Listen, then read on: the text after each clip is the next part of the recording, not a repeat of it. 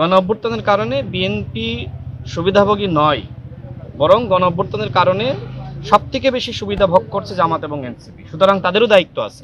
দেখেন, যেমনিভাবে সরকারি দলের 6 মাসের মূল্যায়নের প্রশ্ন আছে, ঠিক একইভাবে বিরোধী দলের 6 মাসের মূল্যায়নের প্রশ্নও আছে।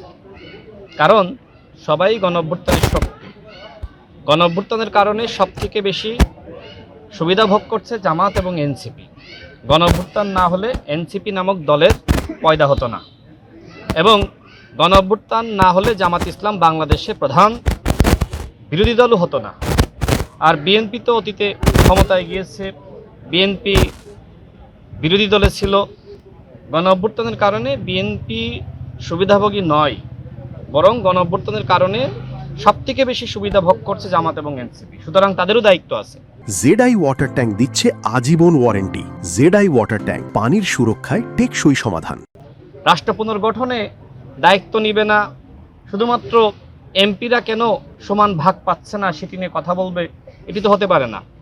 জামাত এবং এনসিপির এমপিরা কি বলে? সংসদে দাঁড়িয়ে বলে যে বিএনপির এমপিরা এই সুবিধা পাচ্ছে, তারা অনুদান পাচ্ছে, আমরা তো পাচ্ছি না। তারা আবার অফিস চাই, তারা আবার গাড়ি চাই, তারা সরকারি সুযোগ সুবিধা চাই। এগুলো তো বিএনপির কোনো এমপি চায়নি। তো আপনারা সরকারি এমপির মতন সুযোগ সুবিধা নেবেন, অথচ দায় নেবেন না, সেটি তো হতে পারে না। হতে পারে? আপনাদের কাছে আমার প্রশ্ন, সেটি কি হতে পারে? অর্থাৎ গণঅভ্যুত্থানের পরে যারা সরকারি দলে আছে আর যারা বিরোধী দলে আছে, সবারই দায়িত্ব রাষ্ট্রের পুনর্গঠন করা, এবং বিশেষ করে যারা অপোজিশনে আছে তাদের বেশি দায়িত্ব। তারা যদি সরকারকে বাধাগ্রস্ত করে, আপনি যদি সবসময় পিছন থেকে আমাকে টেনে ধরেন, আমি কি সামনে অগ্রসর হতে পারবো? তার মানে কি? তার মানে এই দেশকে একটি উন্নত সমৃদ্ধ রাষ্ট্র হিসেবে গঠন করার জন্য সরকারি দলের পাশাপাশি বিরোধী দলের ব্যাপক ভূমিকা রাখার সুযোগ আছে, এবং গণঅভ্যুত্থান পরবর্তী সময়ে সেই ভূমিকা তাদেরকে রাখতেই হবে। জামাত ইসলাম সরকারকে ব্যর্থ বলতে পারে না। যদি সরকার ব্যর্থ হয় তাহলে তো বিরোধী দল তারাও ব্যর্থ, কিন্তু আমি কাউকে ব্যর্থ বলতে চাই না। আমি জামাত ইসলামকে বলবো, এনসিপিকে বলবো যে আপনারা সাংবিধানিক প্রক্রিয়ার মধ্যে আপনারা চলে এসেছেন, বুঝে কিংবা না বুঝে আপনারা রাষ্ট্রপতি নির্বাচনে শুরুতে অংশ নিতে চাননি, এরপর আপনারা সংবিধান মেনে আপনারা রাষ্ট্রপতি নির্বাচনে কর্নেল অলি আহমেদকে আপনাদের প্রার্থী ঘোষণা করেছিলেন।